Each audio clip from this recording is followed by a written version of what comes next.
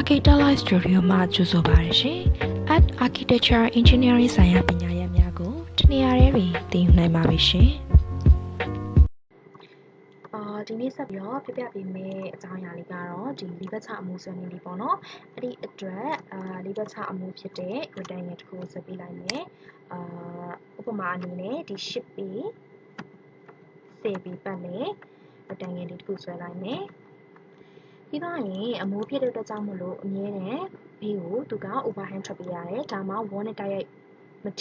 wall နဲ့တိုက်ရိုက်အကယ်၍မိုးရေကျရဲဆိုရင်ဒီ wall မှာတိုက်ရိုက်သွားပြီးတော့မစီးစင်းတော့ဘဲနဲ့ wall damage မဖြစ်တော့ဘဲနဲ့အဆင်ပြေအောင်လို့အမြဲတမ်းအမိုးဆိုရင် overhand အပြင်ကိုထုတ်ပေးရတယ်ပေါ့နော်ဒီထုတ်တဲ့အခါတော့ဒီ design ရတော့၎င်းအများဆုံးတော့ဒီ standard ရတော့၎င်းထုတ်တယ်ပေါ့နော်အဲ့ဒီအတွက်ကြောင့်မလို့အခုပေါ့စံတစ်ခုအနေနဲ့ပဲထုတ်လိုက်မယ်အဲ့ဒီ drag offset ပွားဖို့လိုတယ်အဲ့ဒီ drag offset ကို left to set က offset ဆိုတဲ့ tool လေးကိုခေါ်လို့လည်းရတယ်ဒါမှမဟုတ်သူ့ရဲ့ command ကကြတော့ F ပေါ့နော် F လေးကိုတစ်ချက်ခေါ်လိုက်မယ်ပြီးတော့ဒီ surface လေးပေါ်ထောက်မယ်အတွင်းလားအပြင်လားoverhand အပြင်ထုတ်မှာဖြစ်တဲ့အတွက်ကြောင့်မလို့အပြင် direction ပေးမယ်ပြီးတော့ရင်တပေခွဲလောက်ထုတ်ပေးလိုက်မယ်ပြီးတော့ရင်တော့ဒီအတွင်းထဲက line လေးတွေကိုဖြတ်မယ်ဖြတ်တဲ့အခါမှာကိုကဘာနဲ့ဖြတ်မလဲဆိုတော့ဒီ left to set မှာ eraser tool လေးရှိတယ်eraser tool လေးကို left to set ကနေပြီးတော့ဒီခဲပြပုံလေးခေါ်လဲရတယ်ဒါမှမဟုတ် E ဆိုပြီးတော့တစ်ချက်ခေါ်လိုက်ရင်ခဲပြပုံလေးကိုကြာမယ်သူက eraser tool က line only ကိုပဲဖြတ်နိုင်တယ်သူက surface ကိုမဖြတ်နိုင်ဘူးအဲ့ဒါလေးတစ်ချက်သတိထားမယ်ပြီးတော့ရင်ဒီ origin လေးကိုတစ်ချက် move tool လေးနဲ့ရွှေ့လိုက်မယ်ဒါဆိုရင် area လေးရပြီပေါ့နော်ပြီးတော့ရင်အမိုးအတွက်ကိုဒီခေါင်ချိုးဖို့အတွက်ကိုအလယ် midpoint line ပေးရမယ်midpoint line ပေးဖို့အတွက်ကို line လေးကိုတစ်ချက်ခေါ်လိုက်မယ် line လေးကိုတစ်ချက်ခေါ်ပြီးသွားရင်သူက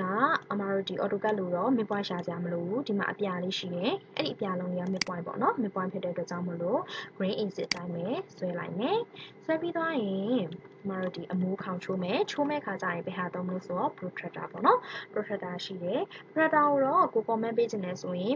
shortcut ပေးခြင်းနဲ့ဆိုရင်မနေ့ကလိုမျိုးသွားပြီးတော့ပေးလို့ရတယ်ဒါမှမဟုတ်ပေးခြင်းလည်းရတယ်ပေါ့နော် protractor လေးကိုခေါ်လိုက်မယ်ခေါ်ပြီးသွားရင်အမိုးခေါင်လိုက်ဆွဲမယ်ဆွဲမဲ့အတွက်အမိုးခေါင်လိုက်ဖြစ်တဲ့ကြောင့်မလို့အပေါ် vertical သွားမှာအဲ့အတွက်ကြောင့်မလို့အစိမ်းရောင်လေးဖြစ်ဖို့လိုတယ်အဲ့အတွက်ကြောင့်မလို့ left arrow လေးတစ်ချက်နှိပ်လိုက်မယ်အဲ့ဒါဆိုရင်အပြာလေးကနေပြီးတော့အစိမ်းလေးကိုပြောင်းသွားမှာဖြစ်တယ်အဲ့ဒါဆိုရင် first point ကလေးတစ်ချက်ချမယ် mid point ကလေးတစ်ချက်ချမယ်အပေါ် direction ပေးမယ်အမိုးခေါင်ချိုးတာကတော့ဒါ degree အမျိုးမျိုးရှိရပေါ့နော်အခု30နဲ့ပဲတစ်ချက်ချိုးလိုက်မယ်ပြီးတော့ရင် second point mid point အပေါ် direction တစ်ချက်ပေးမယ်30 enter အဲ့ဒါဆိုရင် guideline လေးနဲ့အရာပေးပြီးသွားပြီအဲ့အတွက်အသားလေးဖြစ်မယ်အသားလေးဖြစ်ရအောင် line လေးနဲ့ပဲတစ်ချက်အသားလေးပြန်ဖြစ်မယ် first point mid point second point အဲ့ဒါဆိုရင်သူကအသားလေးပြသွားမယ်အဲ့ဒီခါမှာကိုကတိုင်းထားတဲ့ဒီ guideline လေးတွေကိုဖြတ်လို့ရမယ်တစ်ခုပြီးတစ်ခုဆက်လက်မှတ်ချင်တော့တစ်ခုဆက်လက်မှတ်ပြရမယ်နောက်တစ်ခုမမှတ်ခင် shift လေးကိုဖိပြီးတော့ဆက်လက်မှတ်ရင်တစ်ခုပြီးတစ်ခုဆက်လက်မှတ်လို့ရမယ်ပြီးတော့ရင် delete တစ်ချက်နှိပ်လိုက်မယ်ပြီးတော့ရင်ဒီအလယ် midpoint line လေးကိုပဲဆက်လက်ပေးလိုက်မယ်ပြီးတော့ရင် move tool လေးနဲ့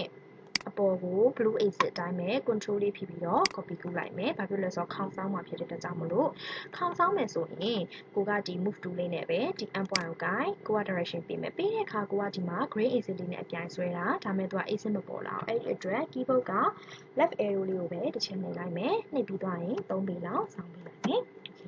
ပြီးတော့ရင်ဒီ line လေးရဲ့ဒီ line လေးရဲ့ကိုဖြတ်ပေးလိုက်မယ်အဲ့ဒါဆိုရင်ဒီဘက်ခေါင်လေးရပြီအဲ့ဒါဆိုရင်ဒီဘက်ခေါင်လည်းခုနအတိုင်းလိုပဲဆွဲလို့ရတယ်ဒါမှမဟုတ်ကိုကပြင်ဆွဲချင်တော့ဆိုရင်ကလစ်နှစ်ချက်ထောက်ပြီးတော့ all selection ပေးလိုက်မယ်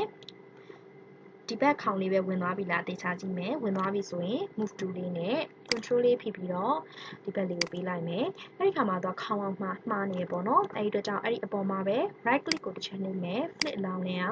ခုနကခေါင်းဆောင်ထားတဲ့ direction အတိုင်းပဲ green direction လေးကိုပေးလိုက်မယ်ပြီးတော့ end point ကနေတော့ချလိုက်မယ်ပြီးတော့ရင်ဟိုဘက်ခေါင်ထိပ်ဒီဘက်ခေါင်ထိပ်ကို line လေးနဲ့ဆက်ပေးလိုက်တယ်ဆိုရင်၄ဘက်ချခေါင်တစ်ခုရမှာဖြစ်တယ်